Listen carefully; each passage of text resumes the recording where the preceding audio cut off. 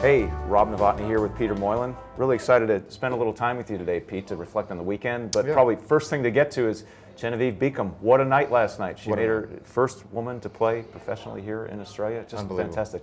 Tell us your take on things. And by the way, before you start, she made a point in her interview last night to talk about how much your support meant to her, yours. Right. Yeah. So please talk about the experience. I had no choice but to include her in this because of she was the first person that I saw throwing a bullpen when I got here in the country. First training session that I saw was Genevieve throwing a bullpen, and I was shocked because I'd met her before at a younger age when she came through Kansas City. We were in Baltimore. I was in Kansas City. She came to the dugout with an Australian team. I met her then. Never got a chance to see her pitch, and that was the first time I saw her pitch, and I was pleasantly surprised. And then it continued to develop from there. And yeah, as I said to most people that ask, she's on this team because she's in the best 25 players that I've seen in Victoria. So. It's an exciting time to be around, and the story is obviously the fact that she's the first woman to pitch professionally in Australia, but it's more than that because she deserves to be here based on her talent, not just her gender or sex. Yeah, where do you think she could go with this? It's tough to project, of course. Yeah, I honestly think it's as far as she wants to take it. I think the opportunities are going to come because, as I said, it's not just. The story isn't just that she's a girl, it's that she's a pitcher. And she's got off-speed stuff, she's got knowledge of how to throw a baseball, how to pitch to people, what pitch sequencing is, how to pick guys off, how to hold runners. It's those little baseball things that even guys at that age struggle with, but she's just got the intelligence and the baseball IQ to get through an inning like last night, a leadoff error, wild pitch, first pitch, leadoff error, another ground ball chance for a double play. To get her to experience all that in your first outing and get through that scoreless shows me everything I need to know. Yeah, and her physicality, her levers, her build. I just watched Grant Lloyd walk into the room, and it just was reminiscent, you know. So I've had multiple messages this morning talking about her mechanics from multiple baseball people, high up in organisations, high up in media, high up all over the place, talking about her mechanics and her delivery and how crisp she looks. So. You know, it's an exciting time for her.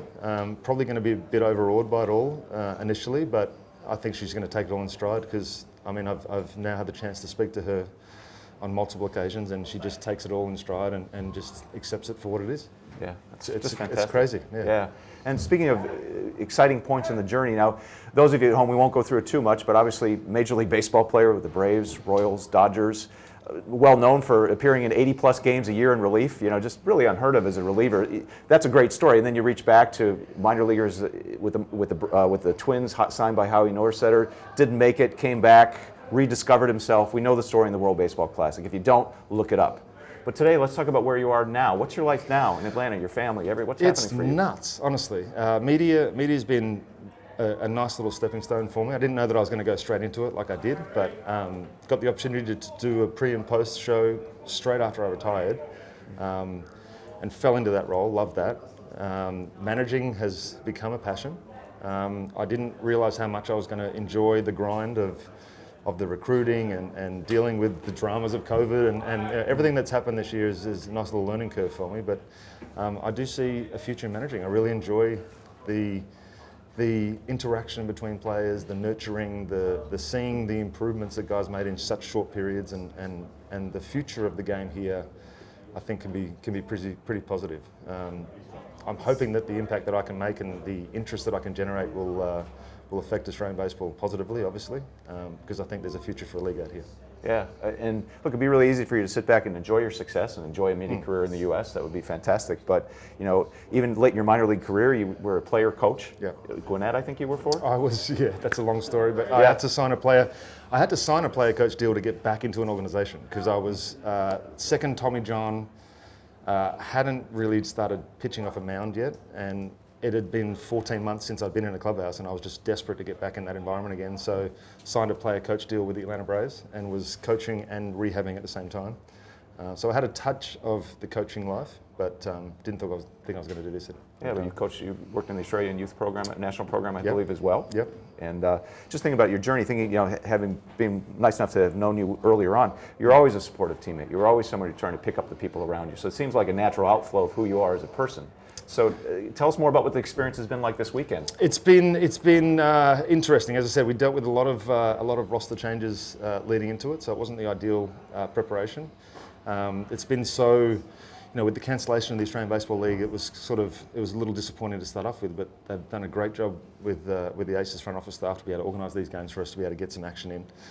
And for me, it's just a taste to see these young guys who may not get an opportunity to play for the Aces in years to come, but they get a chance to see what the level is going to be like when they do get a chance in 2-3 years' time. And I want them to be part of this program. I want them to see what it's like now, strive to be part of this team in the future when imports are in here and we've got big leaguers and we've got minor leaguers and we've got guys from Mexico. It's going to be a worldwide experience, and the fact that these 17, 18-year-olds get a chance to experience it this weekend has been fantastic. Yeah, there's a song that plays a lot here at the ballpark. Always makes me think of "It's a long way to the top if you want to rock and roll," right. And here they are with you and Graham and all these great influences around them, and Diebel, of course, as well. And this is their moment to see. It's a start of things for a lot of people, and it's just so exciting to see this young lineup being, having success, having some failure, learning these things from you. That's what it's all about. It's dealing with you're obviously not going to come up and have instant success. It's dealing with the 3 punch outs and how you come back the next day. And I'm seeing kids grow even from game to game instantly. Yeah. It's a fun time. Yeah. So looking ahead to what this program is going to be, I was privileged enough to just have a little bit of a chat with you guys Friday night. We even touched upon the experience of the World Baseball Classic, but you were talking about the future and the type of people you want to attract, the culture of excellence you want to help continue to create here.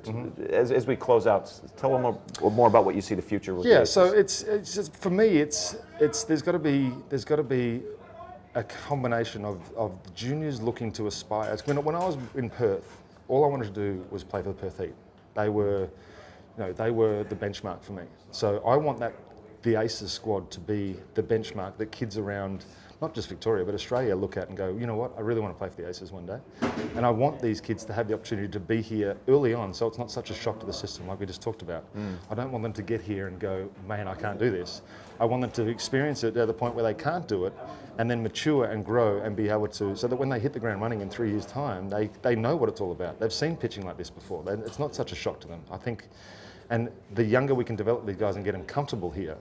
You know what it was like back in the day. If you were a young rookie and you came into a new environment, it was the hazing period. It was you don't want to make them feel comfortable. Whereas my environment now, and I think it's changed in the States too, is that if this person can help the team win, we want them here and we want them as comfortable as possible. So why wouldn't we do everything to make them comfortable? And that's what I'm trying to change here and have kids be in here and be comfortable and asking questions. And because most kids are just sort of sit back and they don't want to say anything, whereas I want them to come to me, come to Graham, come to Deebs, come to any of the senior players and ask questions. Our training, you see Georgie out there with the younger guys working on ground balls, working on outfielders. We've got 3 Major League Baseball players out here that are working on with pitchers. It's like, it's insane. It's a great environment to be in. Yeah, it's wondrous to see, and it's really a real credit to obviously the Aces organization, the Giants for taking on the challenge, City of Melbourne and State of Victoria for helping to make this event happen. So it's really been a team effort in so many levels in order to create this opportunity, and not just for the Melbourne kids, but also some wonderful young kids are coming out of Adelaide to compete this weekend as well. It's been fantastic. Now, last question, I realized it's the third last question. By the way. Yeah. My colleague Amy McCann would want to hear what it was like in Atlanta winning the World Series. It was a run that was unexpected, obviously, but you could see with about 6 weeks before the end of the season that the team kind of gelled, and I got to witness what can happen when a team comes together and does gel, because they beat teams that they weren't supposed to beat. They weren't supposed to beat the Dodgers. They weren't supposed to be in the playoffs. They had a 0.01% chance to make the playoffs in July. They make the playoffs, they beat the Dodgers, and then they go ahead and beat the Astros. It's like it was a fairy tale, but I got to see what chemistry can do, and it's something that you can't measure. It's something that the analytics guys won't be able to measure, but I got to witness it in person, and I know it's real. Yeah, and you're bringing it back here as well. I'm hoping to. Yeah, fantastic. Peter, pleasure. You got it, man. You're the best. Cheers. Got it.